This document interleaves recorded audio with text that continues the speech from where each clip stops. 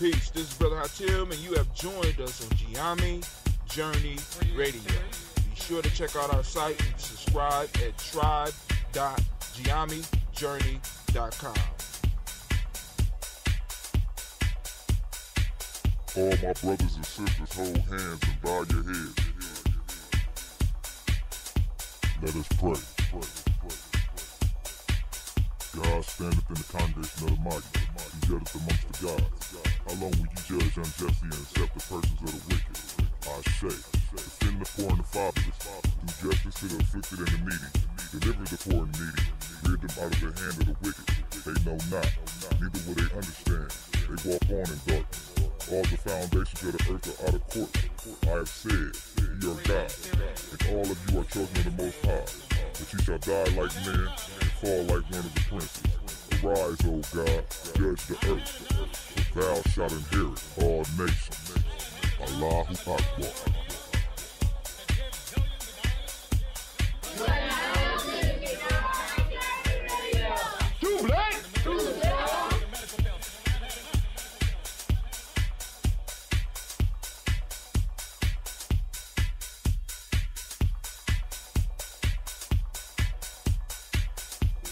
This is Kadara Franks, and you are now listening to the Gye-Nyame Journey Radio.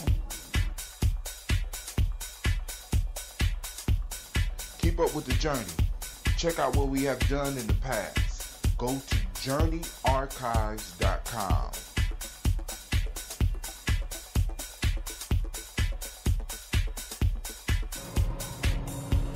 This is Adnan Sheik, aka Ace, live from Shisha Lounge, and you are now listening to Gye-Nyame Journey Radio.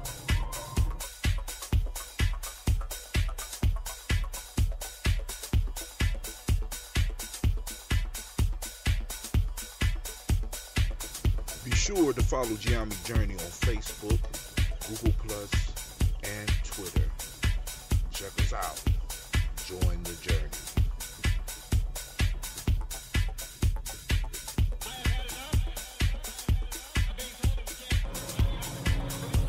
This is Adnan Sheik, aka Ace, live from Shisha Lounge, and you are now listening to Gye-Nyame Journey Radio.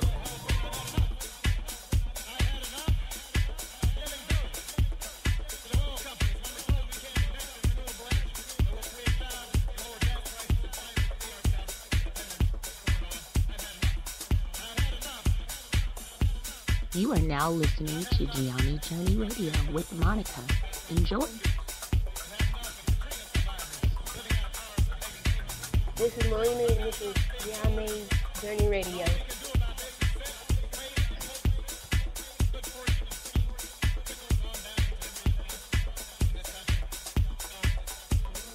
This is Willie. Welcome to Gye-Nyame Journey Radio. I want to give shout out to Silver Kevin, all my Silver Nation out there. I want to give shout out to my mom.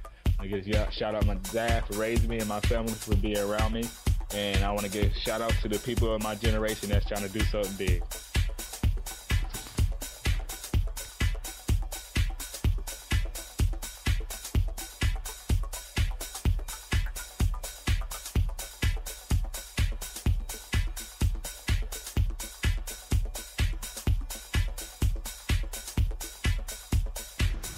This is Cleveland, and you're listening to Gye-Nyame Journey Radio. Peace, Hotep. It's Mansour Hotep, aka Mr. Deity. Mr. Deity, does it sound good? I think it sounds great. Right now, you listening to Gye-Nyame Journey Radio. If you're not adding anything to the culture that you claim, you don't deserve to carry his name. This is Brother Hatim coming at you live, and you are now listening to the Gye-Nyame Journey Radio. Shouts out to the Gye-Nyame tribe, Gye-Nyame family. Stand up. Peace.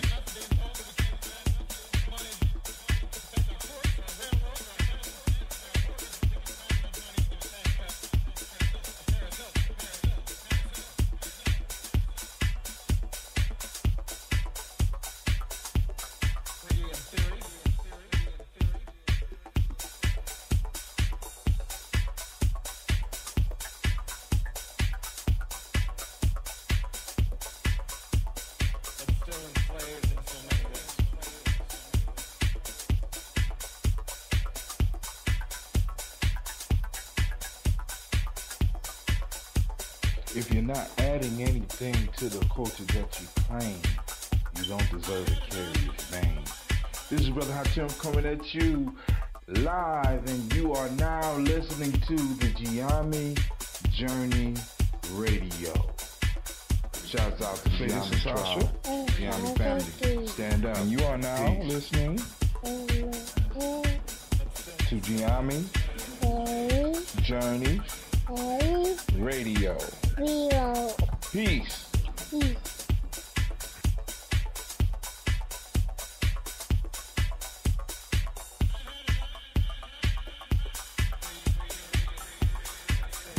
This is Gina, This is Gina. and you are now Now you listen to my daddy. on Gye-Nyame Gye-Nyame Journey Radio. Radio. Peace. Peace.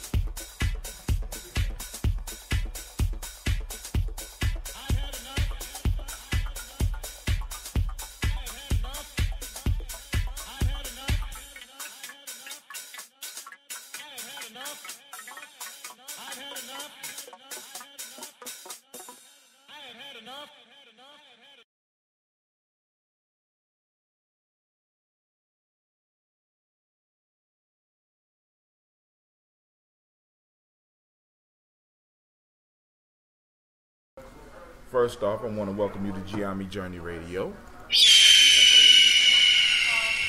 All right, I am your host, Brother Hatim, and we are kicking it live here at the Shisha Lounge. You know, any of you that's in the area, come and kick it with us. We got the hookahs burning. It's kind of packed up in here right now. So, hey, come on out, join us. You know, bring your coffee. You know, come get your coffee, come get your drinks. You know what I'm saying? We're going to kick it up here. We're going to have a conversation because y'all know it's tribal quotes tonight. Tribal quotes, and of course, you know it's a Heart of Assembly production. Well, you know, I strive to blow up your old paradigm.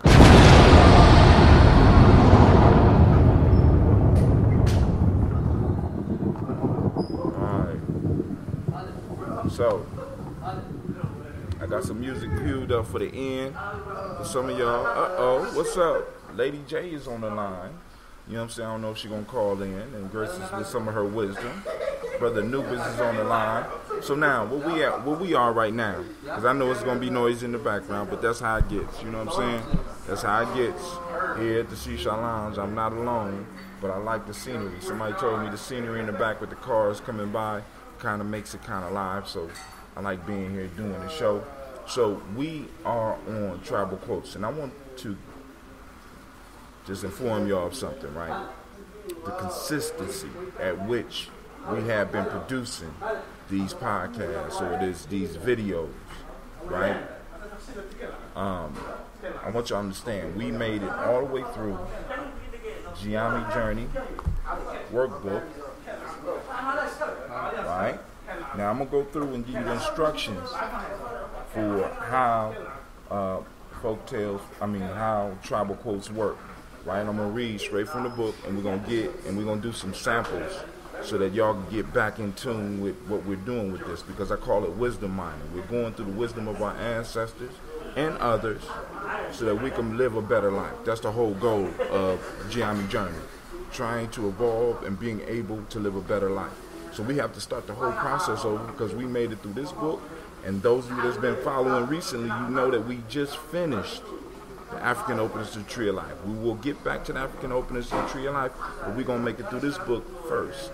Once again, because this is how we build, family. Listen, if I can't offer you nothing else, I can offer you consistency. It's 90 pages in this book, 90 different proverbs we do. We do 3 each time we do this. We do this once a week. And I want you to understand, we made it through this book already. So you go back to the podcast and you can follow and you can see what we have grown, because the reason we go through the same books over and over again so that we can chart our growth.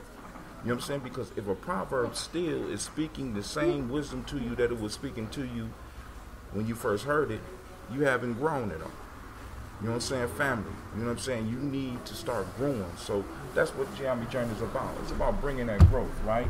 So I'm pulling out, this is my old book. This is the book that I used and I made it through. We did at least 90 podcasts with this book right here, right? And then we got the added proverbs that we covered with the African Open Tree of Life. We have been consistent. I have been consistent with y'all, right? You don't have to agree with me. You don't have to like what I'm doing. But I'm going to keep on bringing the information to you regardless. Now, before we jump into this, I want to make sure I make this announcement. Remember, David Banner will be in Columbus, Ohio, right? And if you have an opportunity, get out and see him and support the promoters that's bringing him here, right? Because this is the issue, right? Columbus is a big city, but Columbus, we don't get a lot of the top people like we used to. Because back in the day, when the whole conscious movement was blowing up, Columbus was the center. I mean, a lot of y'all don't understand that. Columbus was the center, you know what I'm saying? When we talk about the whole concept of Afrocentricity, Columbus was one of the major arteries through which a lot of the scholars came. So now we got David Banner coming this weekend on the 7th. We have on the 21st, I think it's the 21st, we got Dr. Umar Johnson is going to be here. Now, whether you agree with the brothers or not, you could come out and listen to them and support. You know what I'm saying? Because you go to the bar, you don't necessarily agree with all the people up in the bar and spend your money. Let's come out and let's enjoy ourselves. Let's get some information and let's start sharing. Because we got to start doing the networking. Because you got to understand, when it comes to wealth, as far as black people, the first step to us building wealth in our community is us developing a community. You know what I'm saying? I challenge people out there, and I know some of y'all gonna be mad at me for saying this. I challenge you to start building the community that we need, because in America at this point in time, I don't believe that there is a black community. I believe there's a group of black people living within the vicinity, but all of the traits of a community are not there. What is a community? A community is a miniature nation. Community is a group of tribes. And what are they? Tribes, nation, community. They consist of people who have something in common. Black folks, we definitely got something in common. Just beyond the skin, because just because we got the skin don't mean that we fit in. That rhyme, right? Now, but when we look at the definition of a nation, a community, a tribe, even a family, we can even go down to an individual. Check this out, you ready?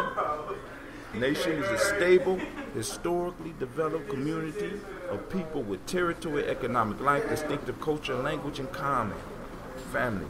We got the build, we got the language in common, right?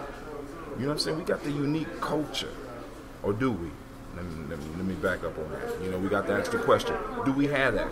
You know what I'm saying? We need to recognize that we got some work to do on this culture, right? Because economics is involved with culture. Politics is involved with culture. You can't have a culture. Cultures are developed to help people advance, right? Now, we have to ask the question, because maybe we do got a culture, but maybe the culture is not of our own making. Maybe our culture is possessed with the spirit and the power of another group. You know what I'm saying? And we need to start building our own so that we can start doing our own thing. So we can start doing our thing. And when we start doing our thing, we'll start seeing that this whole country will start changing. All right, family? So now, David Banner coming. Now, shouts out to Miss Stephanie M. Jackson. Miss Stephanie M. Jackson. Welcome. Uh-oh, somebody mad. Who mad? All right, I'm getting a whole bunch. Somebody's just pushing buttons. And I love it. Don't just like it. Share. All right, shouts out to Brian Tyner for tuning in. Now, here we go. So, what I have to do is break down the purpose of us going through these proverbs. And it's the same process for going through the folktales. So I'm going to read from the book. I wrote the introduction. The rest of it I compiled. All right? I'm using my old book so the pages stick together because I've been going through this over and over again. All right, so here we go. My love for proverbs and quotes began in 1989 when, frustrated on the OSU campus, I stumbled on the Black Studies Library, hidden in the main library. For me, this was like finding a diamond because I never knew that a place like this existed. I began walking through and a little book fell into my hands that changed my life forever. The book was titled The African Openness to the Tree of Life. This little book was full of wisdom that became apparent from the first proverb I read. I still remember it. Those who are not willing to sacrifice will not be fulfilled. Ever since that day, I have been sharing that book with everyone that comes into my life. That is how profound its effect was on me. I began to read other quotations and proverbs and felt that there had to be a way to help people wrestle with the wisdom that lies in these words of power. This was the start of my quest.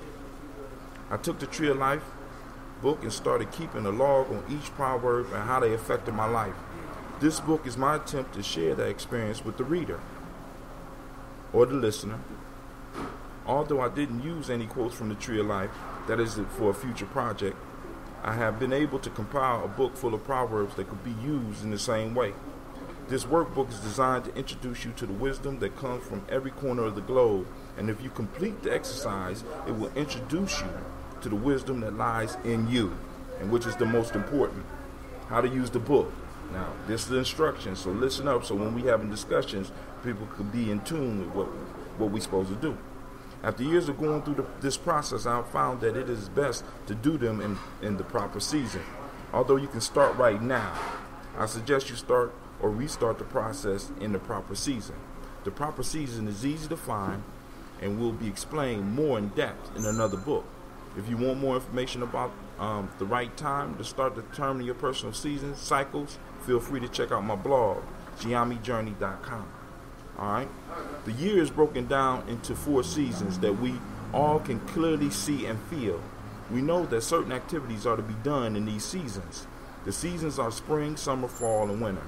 We go through these seasons every year, but many of us do not know that on the micro level, personal, we go through seasons as well. Our seasonal patterns may not align with the seasons that are happening on the macro world level. The spring cycle of our year begins on your birthday and runs for 91.25 days, or 91 and a quarter days. And then we move into the next season.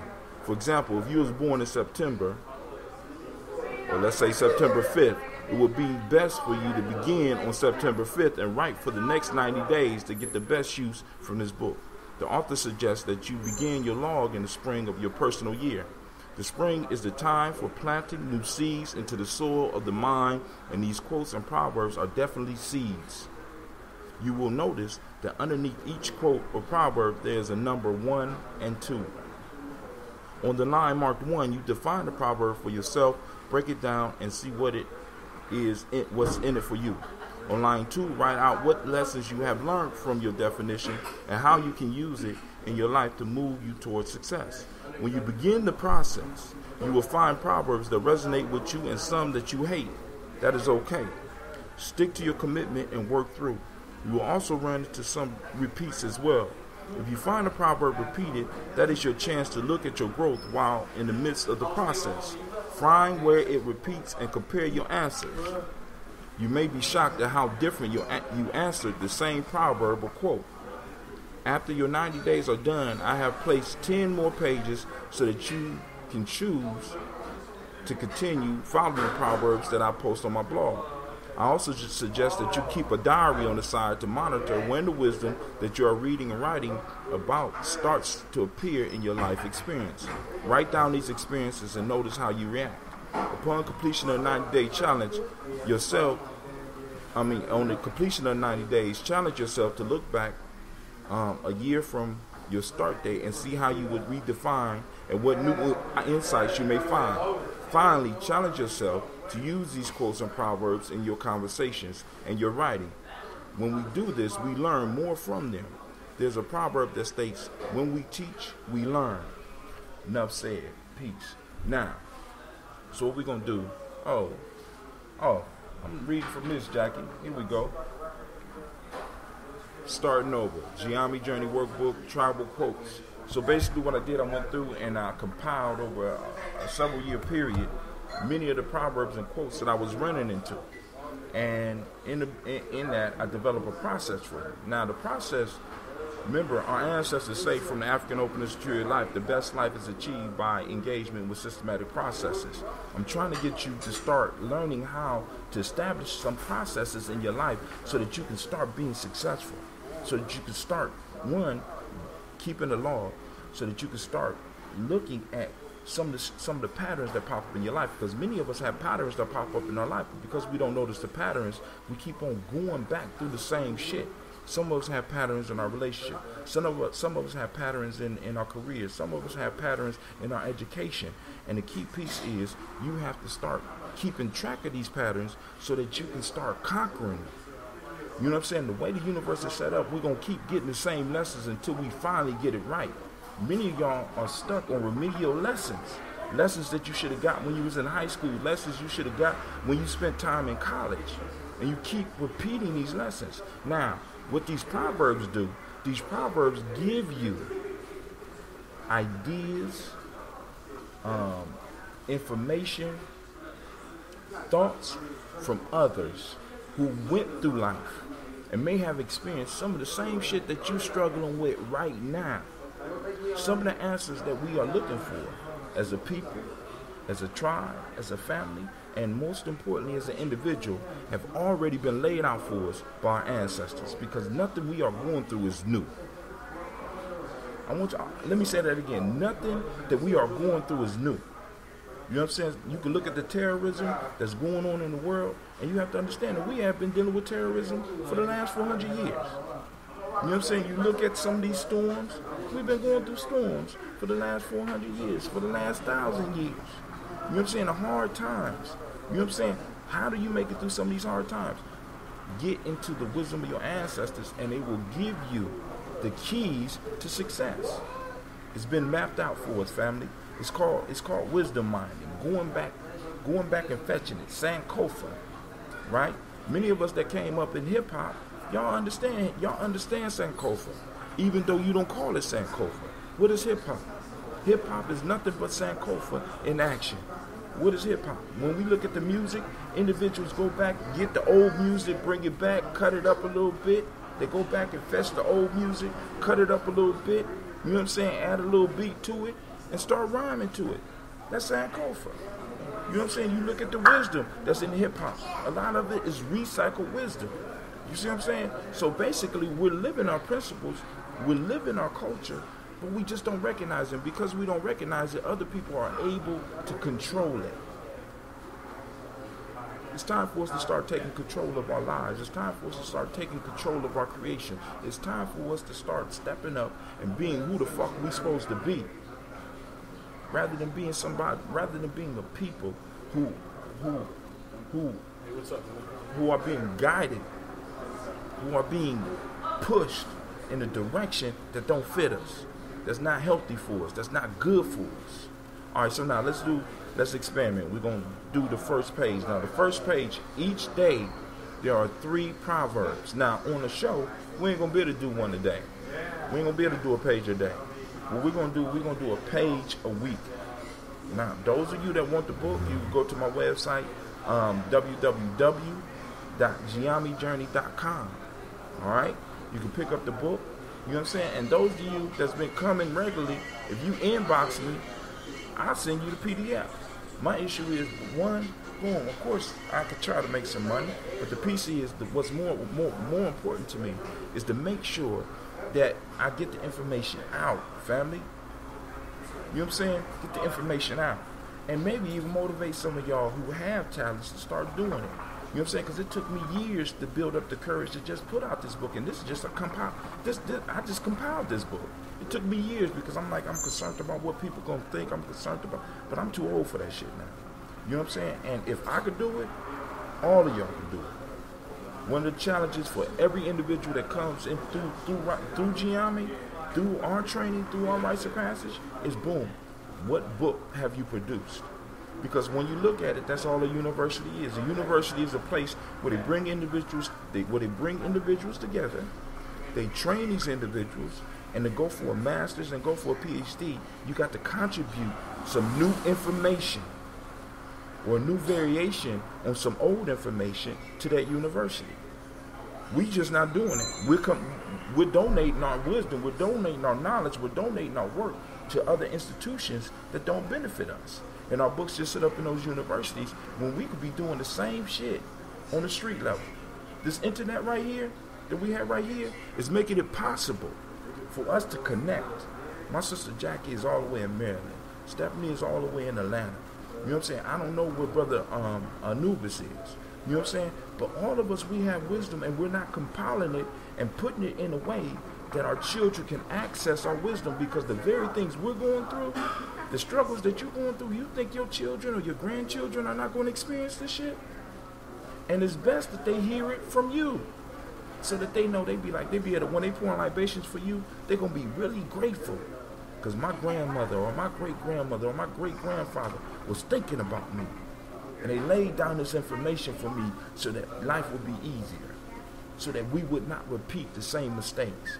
We got to be bold enough to say never again. We will never make the mistakes that we made in the past. Sister Jackie says, I'm going to begin an event to bring your book and many other independent authors into the library.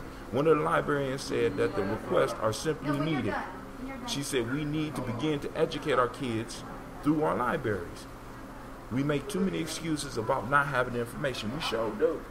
And there's nothing.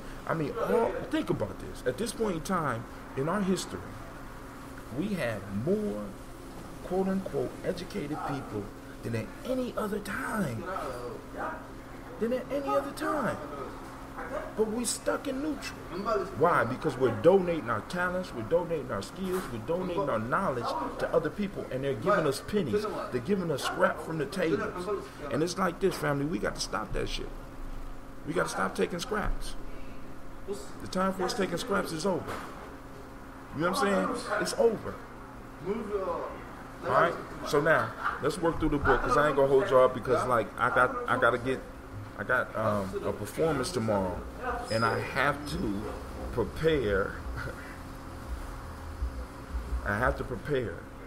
You know what I'm saying? It's like I got to get the slides ready for the young folk. You know what I'm saying?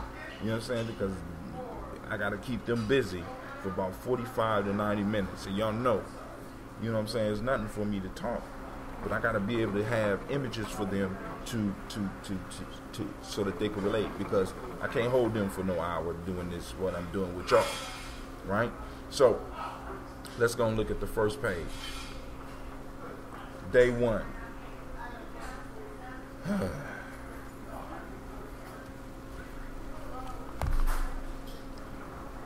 So what I'll do is I'll read through the Proverbs first. If you have any comments, you can either post them on the timeline, I'll read them out, or you could call in at 614-556-4535. I have it pinned up there. Don't be scared. You know what I'm saying? Because you never know how your outlook on one of these proverbs may change somebody's life. You never know who might be out there hungry for what you have to say. Not what Brother Hatim has to say, but what you have to say. Your words may stimulate somebody to make change. Sister Jackie said, library cards are the best black card. In fact, the only black card we need, because when we finish using it, we don't owe anyone anything, and we feed ourselves. Libraries, listen. You know, some of these cities, Columbus got one of them. We got the best library system damn near in the country, right? I'm doing something wrong, because Lady J said she agreed with me, so I got to go on and flip it on y'all real quick, because when Lady J is agreeing with me, she ain't gonna get on the line and argue. You know what I'm saying? And that's what I love. She challenges me and make me think, just like Jackie. Jackie said we don't owe anyone anything. We don't owe anyone but ourselves, right? See, because a lot of people will be like, "What you talking about, brother Hatim, is socialism?" No, I'm not talking about socialism. See, because people want to put what our people been doing for a long time into a box, and you can't fit our shit into a box. Because along with us working as a group, we always boost up the individual, because it's the individual that brings stuff to the group, but it's the group that has to be maintained, because the group protects the individual. There can be no healthy individual without a healthy group. See, and many of us have been taught otherwise. But I'm gonna challenge your thought on this. You can't have a healthy individual, a truly healthy and safe and stable individual, without a stable group, without a stable community. You know what I'm saying? Wealth belongs to the community. Because if I get rich, you know what I'm saying, I'm going to reach out and try to take care of those people around me, which means I will no longer be rich. Because everybody's going to need something.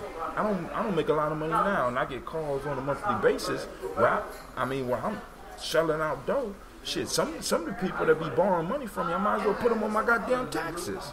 But they too old. And they probably filing their taxes before I file my taxes any goddamn way. Not that I'm mad about it, but it brings up some questions. Why are we stuck? Why is it so many in our population, right? In our group, is stuck in poverty, right? And of course, we can always go to the individual, and we could blame the individual, right? But one of the things we have to do is also turn a magnifying glass on the group, and we also got to turn the magnifying glass on the enemy and make sure that everybody that is responsible is called to task. Because it was a combined effort to fuck us up, and it's going to take a combined effort to get us back to where we belong. And for America to be great again, motherfuckers got to recognize that you got to heal the original American. And what do I mean about that? By that, some of y'all gonna get offended by this.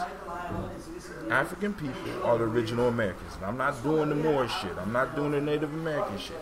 I'm saying the first individual that could claim that they was American, that was born and born from the blood and the suffering of America, from the labor of America, was the African American. We are the only ones that have been produced solely from this shit. We are the only ones that can't not necessarily, we can't go nowhere. We're stuck here. Now I know the Native Americans, this is their original home. But as far as the concept of America, our black asses are the children of that shit. And I know a lot of y'all, I know that might rub a lot of y'all the wrong way. But, at this point in time, I don't have time to give two fucks about that. I'm just being honest. You know what I'm saying? Because the bottom line is this, family. America came into prominence and power by the fact that they was able to access cheap and free labor. That's the only reason that it's like this. And the only reason that some of y'all are not wealthy right now, and some of y'all don't have no inheritance right now, is because motherfuckers robbed you of it. Period. Now, that don't mean that you don't need to get up and hustle. But that's pointing the finger so that you could be clear on the situation you in, so that we could deal with it from a reality standpoint. See, because we didn't get in this shit by ourselves. And we ain't gonna get out this shit by ourselves. And there is a check that should have your fucking name on it that need to be coming to you. And we have to be wise enough to start demanding that shit.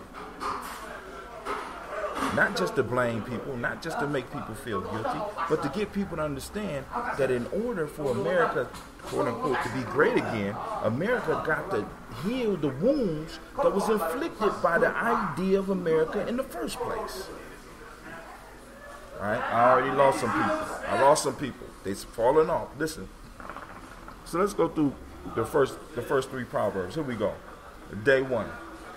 Now, remember, you listen to the proverb, you talk about, you need to break it down, you define it for yourself. You don't listen to me. You break it down for yourself. Because when I'm breaking down these, it's a very personal thing to me. Right? I get the lesson, and the lesson I get, I try to share. And I challenge everybody to share their truth. Right? So I'm going to read the three proverbs, then we're going to come down and pick which ones we're going to break down, and then we'll be done with the first page, and then I can get on and do whatever I need to do. Alright? The song that I'm going to play for y'all is long as fuck. I'm not going to play the whole song. But there's a song that when I was sitting in the hookah shop, because I got like 3 meetings here a week now. I had to come and we did some pictures for the show that we're producing for the Shisha Lounge. And as I was sitting in the window, one of the best saxophone players in the world happened to walk by, recognized me, called me outside. We started talking and shit. Named Eddie Bear. Brother told me, we started talking about the music. He was on his way to a gig, and so I start talking with him about his craft. You know what I'm saying? Because I'm interested in people who have achieved mastery, right? And on the saxophone, this brother has achieved mastery. So he introduced me to this dude by the name of Donald Byrd, and he said, "Oh man, you like, because I told him who I was into right now. I said, man, I'm listening to a lot of Rashawn Roller Kirk. I'm listening to some Fela." He said, "Hey, I got some shit for you. I got this track. I want you to hear this track." He played this track for me, and I said, boom, I'm gonna share this. I gotta share this. The shit is hot. So y'all get ready for it. All right, here we go. Proverb number 1. Then I'll do the music after we done. Strength and wisdom are not opposing values. I read it again. Strength and wisdom are not opposing values. That's by somebody by the name of William J. Clinton. Oh yeah, Donald Byrd is nice. You know what I'm saying? I got to find out whether he's the composer or is he the one that what instrument he play. I'm not really clear on that shit, right? Because everybody on this track. I'm gonna play it long enough so that you can hear all the instruments come in, but I want you to pay attention to the drummer on this shit. Oh my God, family! And the reason I do this is because I want y'all to really hear masters. Oh, he played trumpet, okay? Because I really want you to hear masters. See, because we have to really start getting in tune with mastery, and we got to start putting our children in tune with mastery. Rather than being jacks of all trades, we need to find what our children are interested in and push them in that direction and give them the lure to mastery so that they can become good and be like our ancient. Because one of the reasons that we was able to do some of the shit we did back then in the day was because we had masters, right? Right now we got jacks of all trades, so you got a leader who could do a little bit of everything, and that's problematic. You know what I'm saying? If a motherfucker good speaker, let him speak. Somebody that's good with money, do the money. Somebody that's good with promotion, do the promotion. You know what I'm saying? Somebody that's good with logistics, handle the logistics. You see what I'm saying? You know what I'm saying? Rather than one person thinking they supposed to be able to do everything. That is what fucks us up. Family? That's what burns people out. We need masters. And you need to find what you are good at and start contributing that to your tribe. You know what I'm saying? Your tribe, to your family and to your tribe. Because now let me explain that before I get into this. I always talk about tribe. A tribe is a group of families. So you have a group of individuals that you know you can rely on through thick and thin. That's your tribe. How can you promote and make that greater? How can y'all as a tribe achieve money? Achieve wealth. Right? You know what I'm saying? And if you don't have people that you can rely on that, you need to get to work. Right? You know what I'm saying? You need to know that if something happened to you, that your tribe is going to handle business with your children. You got to be able to, you know what I'm saying? And it's like, there's no thanks required. Why? Because they understand that by taking care of the children, they're taking care of the group. Because the children are the future, and the relationship that they see that you have is going to be the relationships that they try to imitate. Because our children learn by imitation. They don't learn this. Because think about how the school system got our children learning. They sit down and they listen. And we know children learn by imitating. They didn't learn to talk because we put them in a goddamn class. They learned to talk. And they learned the meaning of words. They learned the diction of words. They learned how to use words to get what they want. They learned how to manipulate the English language by sitting down and imitating your ass. They learned how to walk by imitating you. There's no walking classes for babies. You don't have to teach babies to walk. They imitate. So now, what would be different about them learning the trade? What would be different about them learning mathematics? They're going to imitate.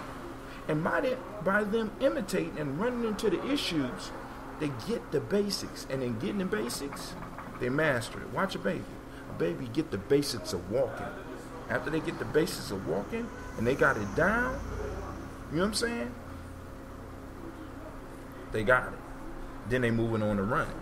But what happens in the process? They fail, they fall, they fail, they fall, they fail, they fall. They get hurt. You pick them up. You encourage them to keep learning. That is our traditional learning system. You know what I'm saying? We look at birds. Do birds have colleges where they teach other birds how to fly? How about fish? Do they have a college where they teach fish how to swim?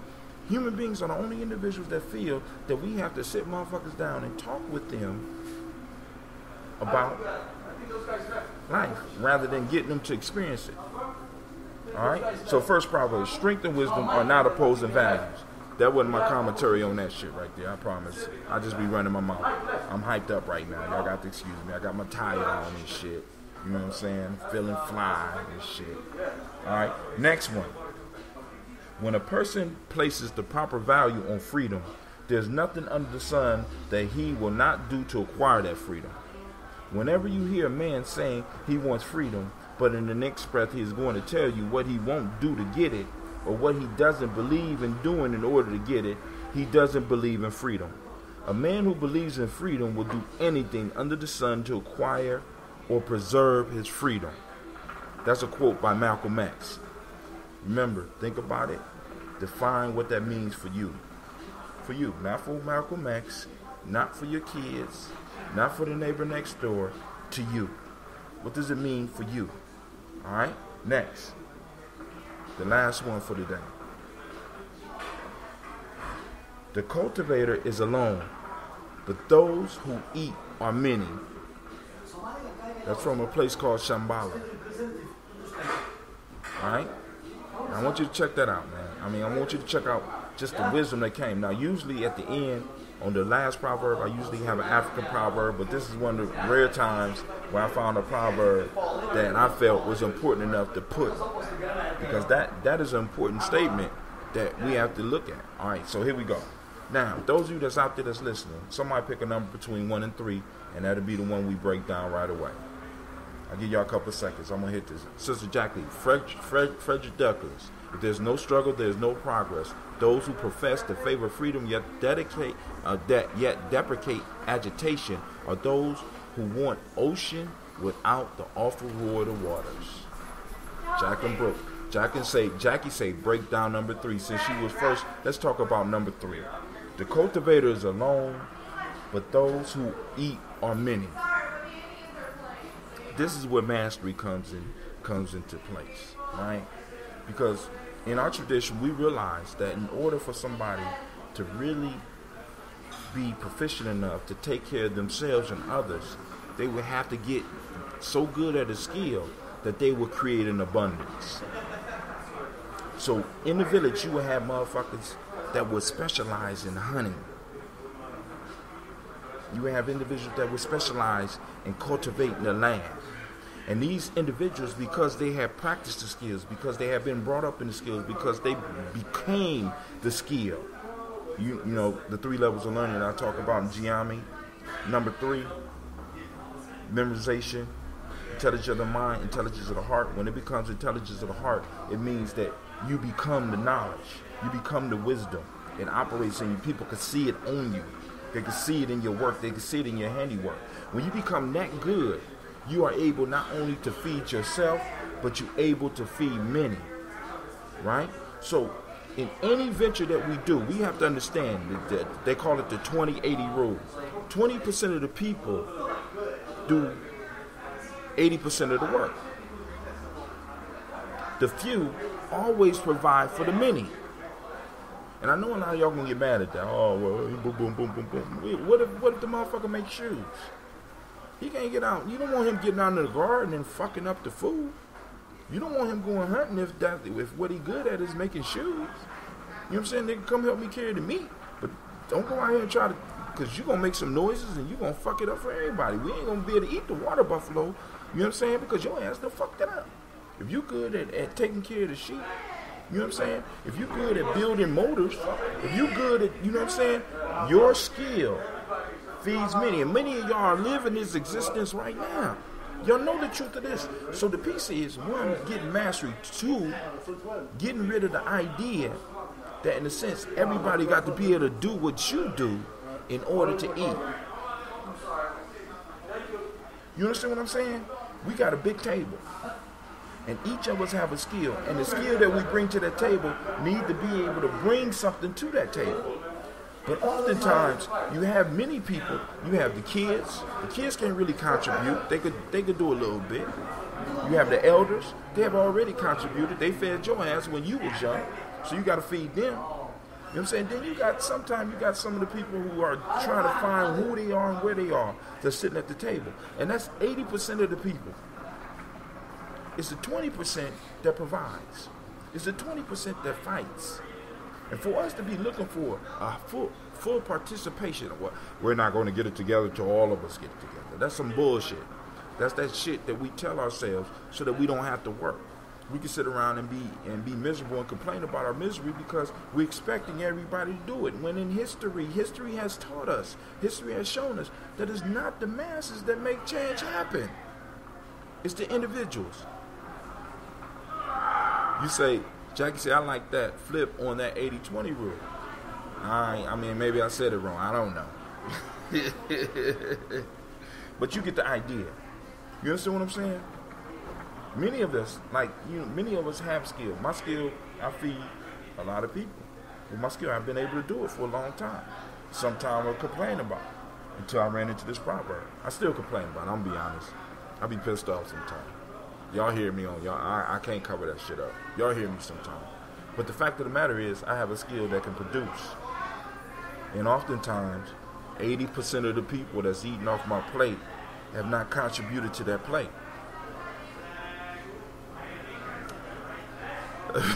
This is one of the reasons I started learning and mastering fasting.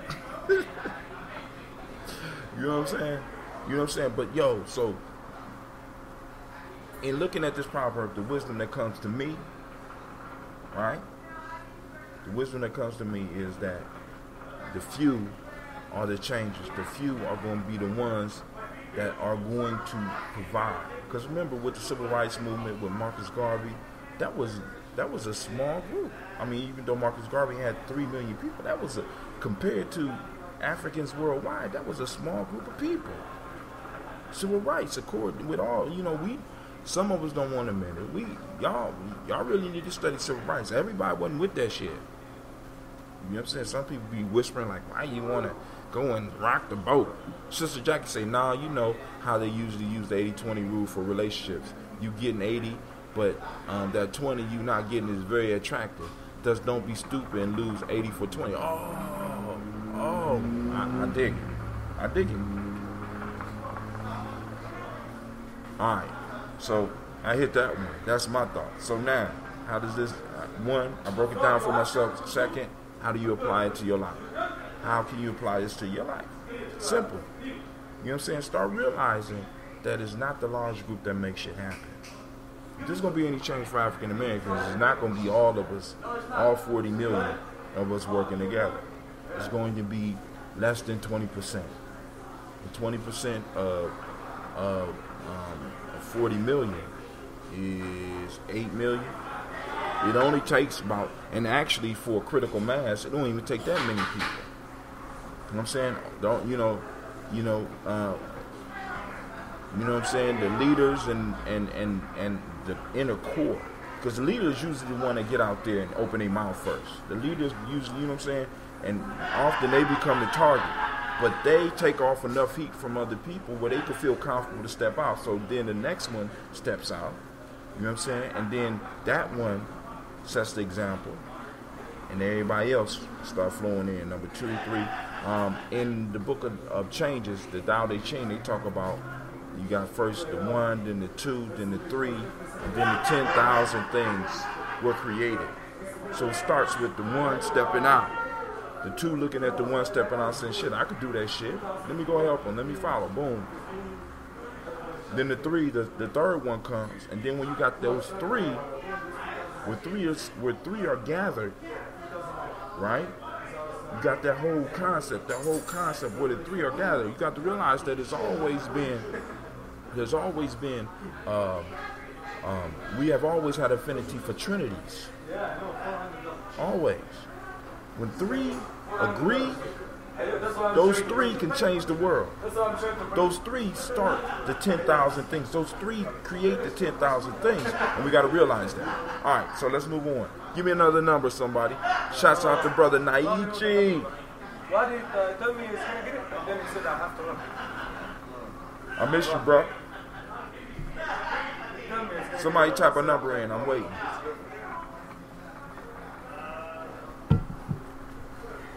Come on now, we got 7 minutes. I ain't gonna hold y'all all night. Uh-oh. Sister Jackie say, see, I'm waiting for your book, sister. I'm waiting for your book, Jackie. Make sure you do your due diligence on this info I just received on how they raise African Americans' IQ when trying to give them the death penalty in crime so they can fry us.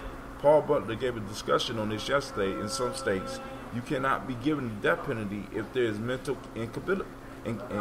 incapabilities or mental issues with the one being charged. Y'all heard that?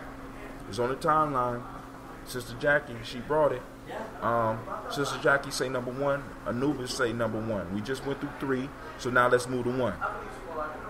Strength and wisdom are not opposing values.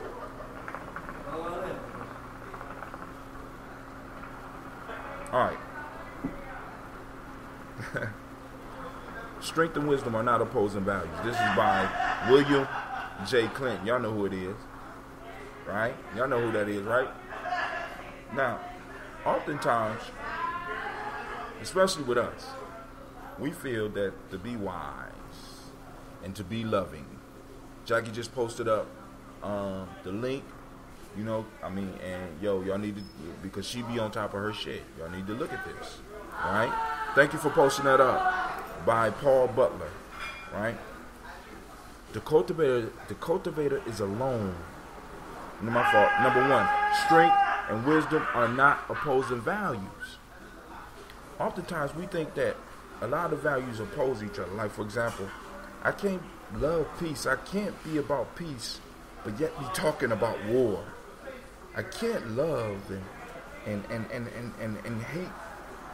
You know what I'm saying? At the same time, they can't occupy the same space. Family, that's bullshit.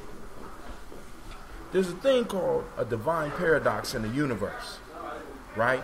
Where you need 2 opposing forces in order for the thing that happens in between them to exist, right? So oftentimes you need the opposites to make things happen. You understand? Right? So wisdom is not opposed to strength. But they will. Now, your enemy will program you and teach you that wisdom is opposed to strength. You know what I'm saying? You can't be wise and strong. That's bullshit. Watch The Godfather. It's run by a wise old man. He can't beat nobody up, but he got strength. Hell, look at America. You know what I'm saying? It ain't the wise motherfuckers that's going to war. In our community, you know what I'm saying? We believe that wisdom and strength are separate things. So all of our strength, our young people are on the street doing their own thing while the elders are somewhere else doing something else.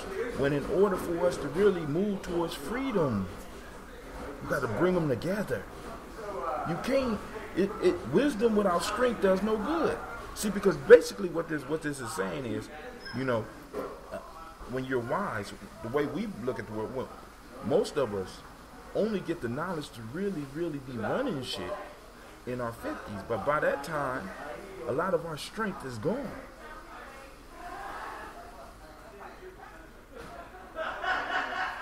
That's why we build generationally, right? So that a culture can be wise and strong, can be wise and have strength, can practice peace internally, but externally may be at war. You need these opposing forces. These opposing forces is how life exists and how life keeps going for us. When we start allowing them to be separate, we weaken ourselves and we expose ourselves to our enemies. Hell, if the wisdom of the community is not protected, then I can attack that. I can attack it. I can attack it physically. I can attack it emotionally. I can attack it spiritually. I can attack it.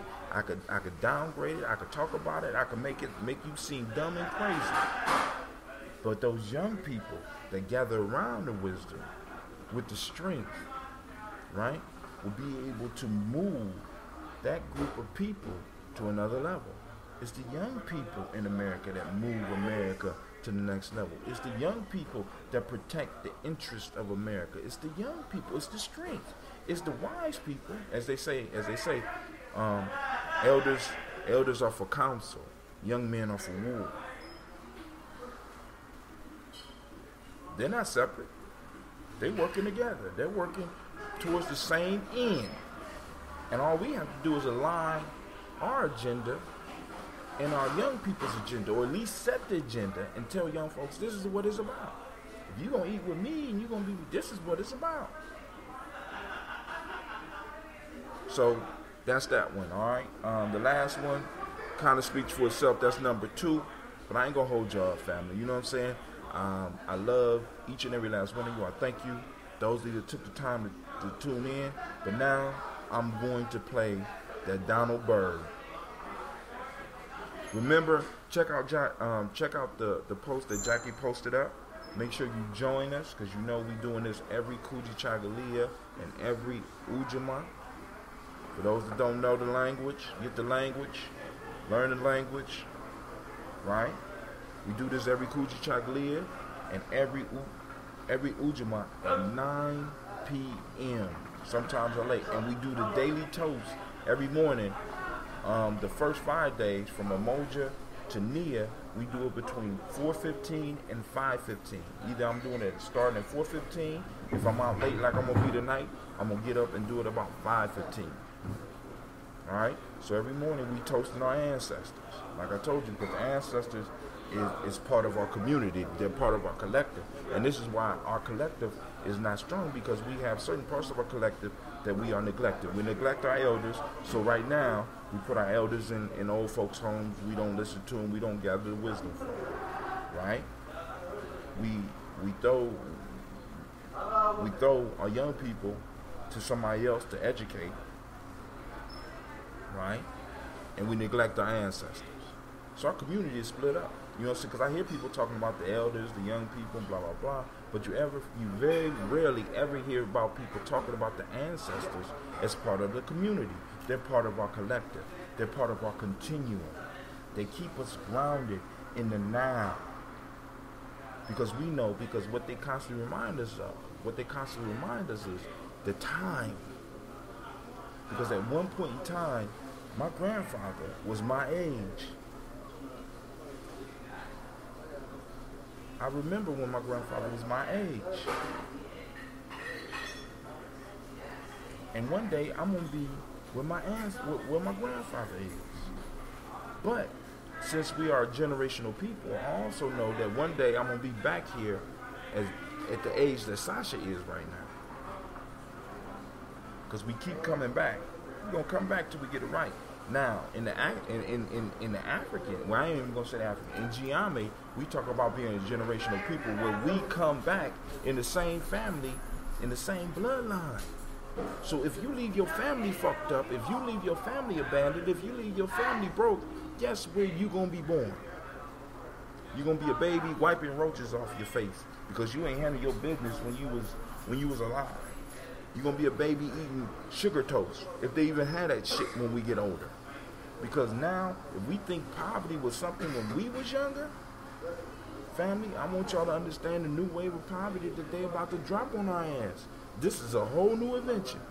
The level of poorness in America is gonna go to another level.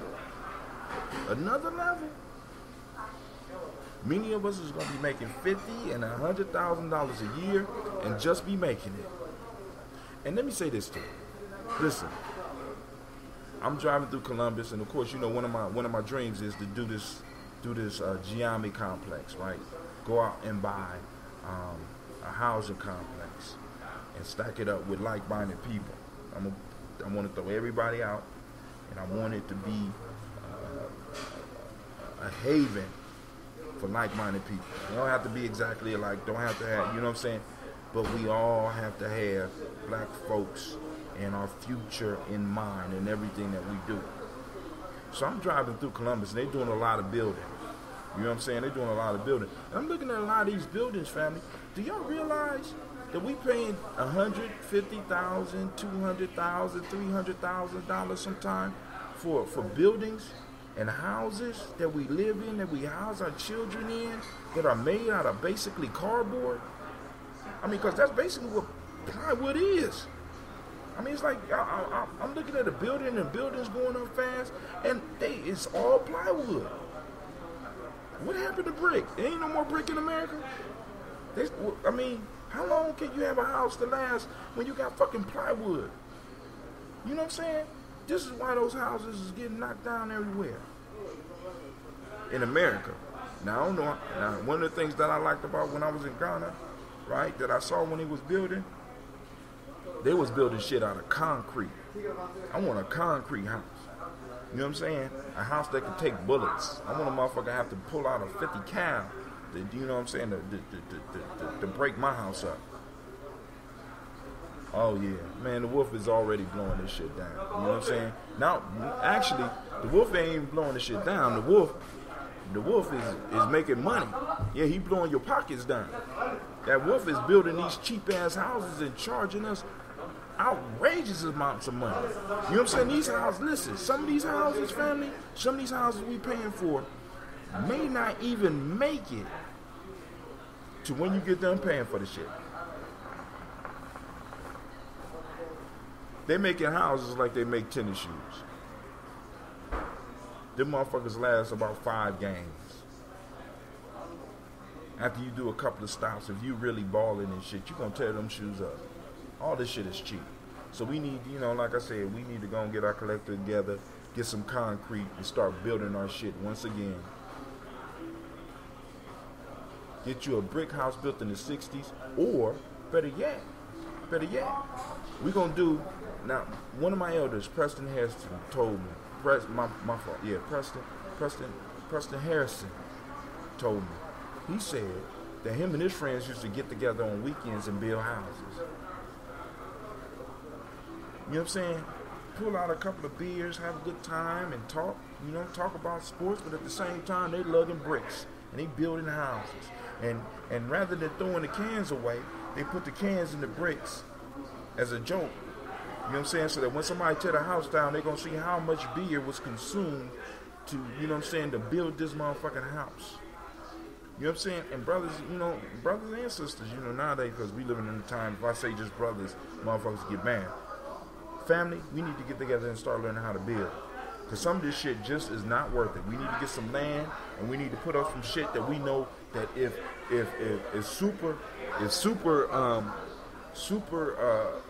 Hurricane Sandy come through this motherfucker, or whatever the bitch's name is at that time, Blizzard Isis come through, or whatever her name is, or whatever fuck, or Tommy, or whatever the fucking storm name is, we know that we can sit in our house and be cool. He said, Jackie says, my grandfather and his brother built their houses, and they are still there today, housing our family reunions on the property in Indiana. Build, absolutely. See, nation builder ain't just about us running our goddamn, you know what I'm saying? I do a lot of running my mouth. You know, I could carry some bricks. I don't have the skills to lay the shit out, but I could carry some bricks. You know what I'm saying? I'm not opposed to doing no goddamn work. But those type of skills, we got to get back in our community, because one of the tricks that they got us on was getting us to believe that a college education was mainly the only way to go. But I got a brother who went to college for a little while, didn't graduate, went and got a trade, and he drive what the fuck he want. He electrician, he drive what the fuck he want. You know what I'm saying? Of course he got his struggles, but his skill is paying him between $75 and $150 an hour. My little cousin, he graduated. I remember I was talking to my little cousin. This is a true story. I just had graduated from college. You know, I'm talking shit, making my little bit of money, doing social services. And I called my little cousin. At that time, he was my little cousin. We start talking about money. And yeah, like, cuz I'm doing all right. You know, I'm up here struggling. I'm struggling and shit. I said, well, damn, you know, I told your ass to go to college. He said, yeah, I should have listened, you know, because I know you doing good. I said, well, I'm doing all right, man. I'm struggling and shit. I'm making these pennies and shit.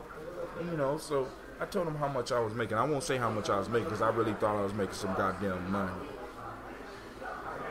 He stopped and he said, man, stop playing. So what the fuck you mean stop playing? Nigga, I got a college degree. I'm up here doing it. What the fuck are you talking about? He said, cuz I'm doing $50 an hour.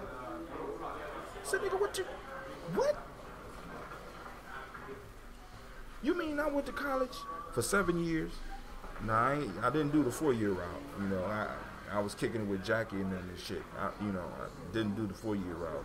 You know, it takes, you know, if you add the party time in, you want to add the party time in, you looking at 7 to 8 years, college and shit. You throw weed in there. And, well, actually, you do party time, it's about 5.5, 6 years. You throw heavy amounts of weed in that shit, you're going to be in college for about 7 to 8 years. You know what I'm saying? So, needless to say, you know what I'm saying? Took me all that time. And all that time, I want you to think about this. My cousin graduated 2 years after me. He had been working his job maybe about 3 to 4 years while I was still in school. I said, shit. Miss Jackie said she did 10. College life is hard. Then you come out, motherfuckers, giving you pennies and shit, right? So, hey, family, here we go. Here's Donald Byrd. The name of this, now this is what caught me. The name of this song, I'm going to just play a little bit of it, because it's 27 minutes long. It's called Gye-Nyame. He did this for Kwame and Nkrumah. All right? So here we go. I gotta turn my speaker back on.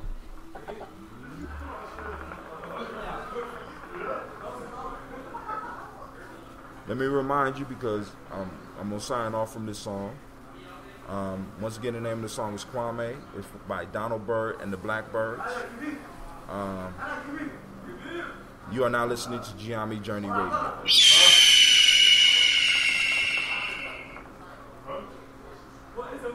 Today we just got done with tribal quotes, and we will be back next week, next Ujima. Learn the language, family, and this is a Heart of a Simple production, where we strive to blow up those old paradigms.